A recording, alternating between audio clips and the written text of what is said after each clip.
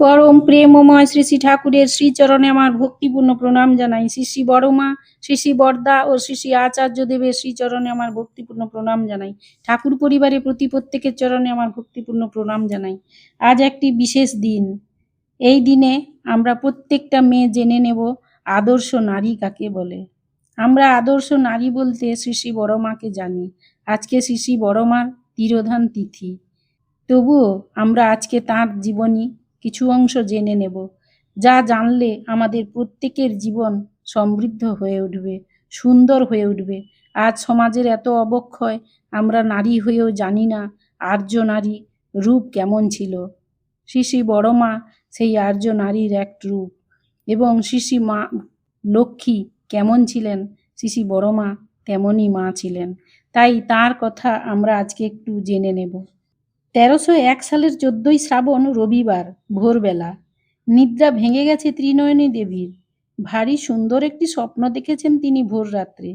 স্বপ্নের সেই অপার্থিব মধুময় স্মৃতিটুকু যেন তার সারা দেহ মনকে আবেশে মুগ্ধ করে রেখেছে। অলস জড়িত ভরা দেহখানি যেন আরো ভারী বোধ হচ্ছে। বিছানায় বসে আনমনে ভেবে চলেছেন সেই স্বপ্নের কথা। এগিয়ে এলেন জননী কৈলাসবাসিনী দেবী। কন্যাকে শুধালেন স্নেহ ভরে, শরীর কেমন আছে? ভালো আছে তো? ত্রিনয়নী দেবী বলতে লাগলেন, মা শোনো, ভোরবেলায় আমি একটি স্বপ্ন দেখেছি। বাড়িতে লক্ষ্মী পূজা হচ্ছে, সাজানো গোছানো সব তকতকে ঝকঝকে। আলপনাতে আঁকা রয়েছে মা লক্ষ্মীর চরণ চিহ্ন। লাল মখমলে ঢাকা রয়েছে লক্ষ্মীর ঝাঁপি। সেই ঝাঁপি থেকে বেরিয়ে আসছে একটি পরমা সুন্দরী মেয়ে। মেয়েটির গায়ের রং দুধে আলতায় মেশানো, পা দুখানি আলতা রাঙা, অনিন্দ্য সুন্দর মুখশ্রী, পরনে একখানি লাল পেড়ে শাড়ি। মেয়েটির গা থেকে যেন আলো ঠিকরে পড়ছে। মেয়েটি ধীরে ধীরে আমার দিকে এগিয়ে আসছে। আমিও এক দৃষ্টে তার দিকে তাকিয়ে আছি। কিন্তু মেয়েটি আস্তে আস্তে আমার কাছে এসেই মিলিয়ে গেল, আর অমনি আমার ঘুম ভেঙে গেল। মা কৈলাসবাসিনী দেবী গল্প শুনে বললেন, খুব ভালো স্বপ্ন, খুব সুন্দর স্বপ্ন, কাউকে বলিস না। তো এক সময়ে রামগোপাল ভট্টাচার্যের পত্নী ত্রিনয়নী দেবী এক পরমা সুন্দরী কন্যা রত্ন প্রসব করলেন। বাড়িতে আনন্দের বন্যা উথলে উঠল সকলের মনে প্রাণে। দিদিমা কৈলাসবাসিনী দেবী নাতনি কোলে বসে রয়েছেন, আর পাড়া প্রতিবেশী ভিড় করেছে, দলে দলে এসছে নবজাত শিশুকে দেখতে। দিব্য শিশুর রূপ দেখে সবাই মুগ্ধ। কেউ বলছে মেয়ের রং তো নয়, একেবারে চাঁপা ফুলের মতো। কেউ বলছে বেল ফুলের মতো। কেউ বলছে মেয়ে তো নয়, যেন স্ফটিক। রায়গিন্নিমা মেয়ের নাম রাখলেন ফটকি। ইনি আমাদের বড় মা। সেই বড় মা শ্রী শ্রী ঠাকুরকে বিয়ে করে তাঁর লীলাসঙ্গিনী হয়েছিলেন। শ্রী শ্রী ঠাকুর পরম পুরুষ পৃথিবীতে অবতীর্ণ হন, আর তাঁর সঙ্গে তাঁর লীলাসঙ্গিনী রূপে পরমা প্রকৃতিও আসেন। শ্রী শ্রী ঠাকুর পরম পুরুষ, শ্রী শ্রী বড়মা পরমা প্রকৃতি। পরম পুরুষকে সাধারণ জীব ঠিকমতো চিনতে পারে না। স্বয়ং পরম পুরুষ ধরা না দিলে চেনা যায় না।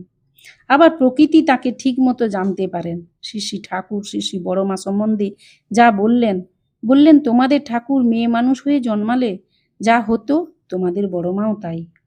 শ্রী শ্রী বড়মার পিতার নাম রামগোপাল ভট্টাচার্য, মাতা ত্রিনয়নী দেবী। শ্রী শ্রী বড়মা বাল্যকাল থেকেই ঠাকুর দেবতার প্রতি সহজ ভক্তি ছিল। গুরুজনদের প্রতি শ্রদ্ধা সম্মান দিতেন।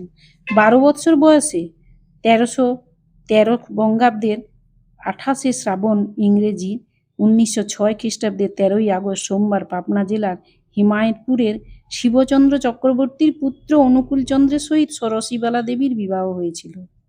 প্রথম সন্তান অমরেন্দ্রনাথ চক্রবর্তী, আমাদের বরদা। দ্বিতীয় সন্তান বিবেক রঞ্জন, এবং শেষের দুটি সাধনা দেবী ও সান্ত্বনা দেবী, দুটি মেয়ে।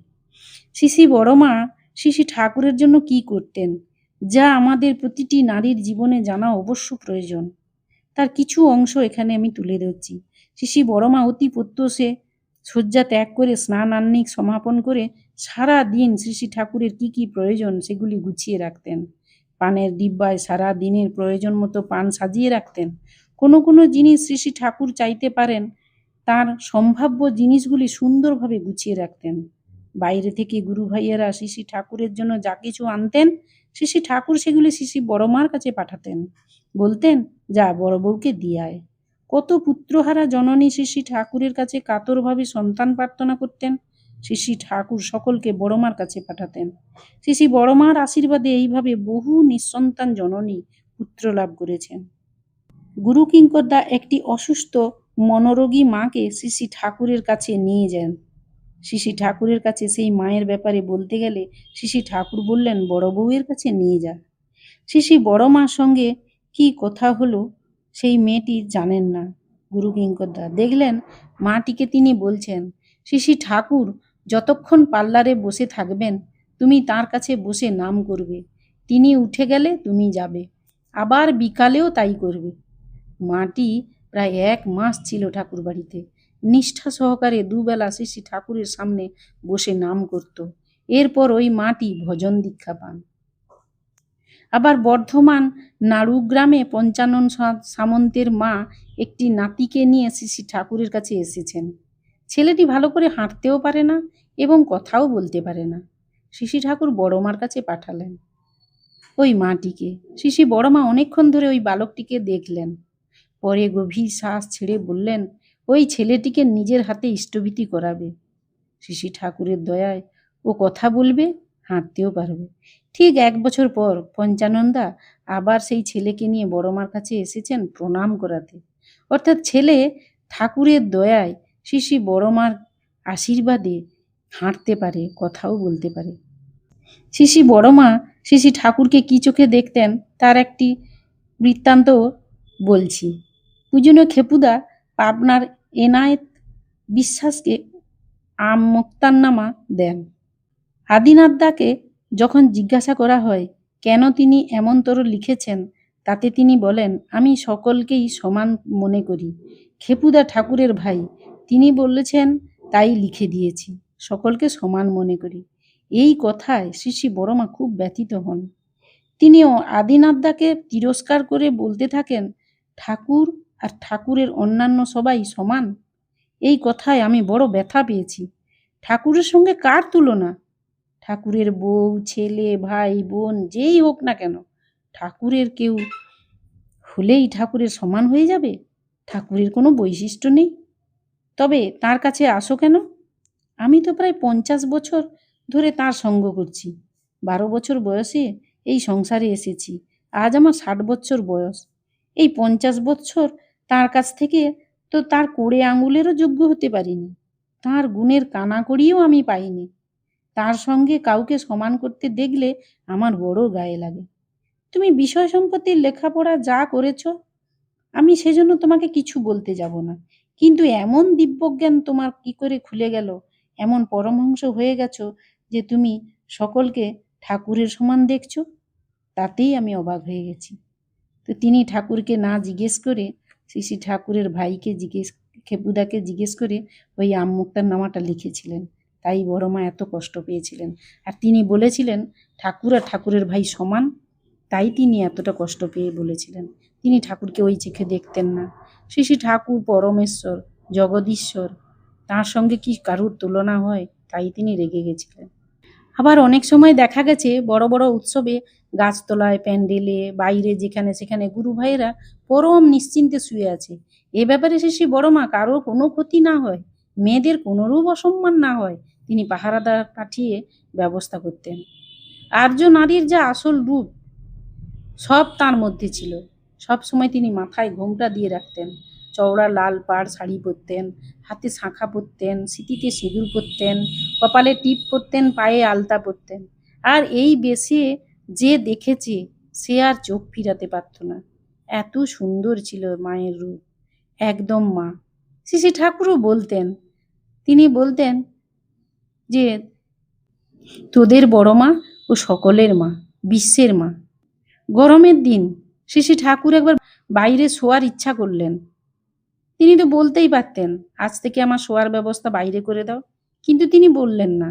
তিনি বললেন, বড় খোকা, তোর মাকে জিজ্ঞাসা করে আয়, আজ থেকে কি আমি বাইরে শুতে পারি? শ্রী বড় মাকে জিজ্ঞাসা করায় শ্রী বড় মা বললেন, এখনো শেষ রাত্রে একটু একটু ঠান্ডা আছে, আর 2 দিন পরে বাইরে শোয়া যাবে। শ্রী ঠাকুর তাই করলেন। এইভাবে ছিল তাদের দাম্পত্য জীবন। একই বৃন্তে দুটি কুসুম। কেউ কাউকে ছেড়ে থাকতে পারতেন না। আর শ্রী বড়মা অহরহ তাঁর সজাগ দৃষ্টি থাকতো শ্রী ঠাকুরের দিকে। শ্রী ঠাকুর একবার বড়মাকে চিঠিতে লিখেছিলেন, তুমি সাধ্বী সতী স্বামী পরায়ণা, তোমাকে আর আমি কি শিক্ষা দিব, বরং আমিই তোমার নিকট তোমার স্বামী ভক্তি শিক্ষা করার উপযুক্ত। পারো তো তুমি আমায় যতদূর পারো চালাইয়া লইও।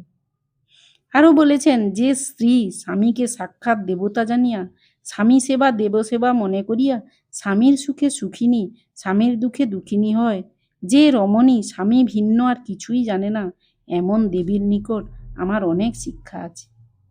এইভাবে শ্রী ঠাকুরকে শ্রী বড়মা সম্মান করতেন, শ্রদ্ধা করতেন এবং ভক্তি করতেন। তিনি তার পরম আরাধ্য পরম দেবতাই তাকে মনে করতেন। তাই তো শ্রী বরদার মতো ছেলে তিনি জন্ম দিতে পেরেছিলেন। এবং শ্রী ঠাকুরও শ্রী বড়মাকে এত শ্রদ্ধা সম্মান করতেন যে তার প্রত্যেকটা কথা উপমা দেখে মনে হয় যে তিনি বড়মাকে কি চোখে দেখতেন। যাই হোক, অনেক বেশি বড় হয়ে যাবে ভিডিওটা, তাই বলতে গেলে শ্রী বড়মার অনেক কথাই বলা যায়। আজ এই পর্যন্ত। আপনারা সবাই খুব ভালো থাকবেন।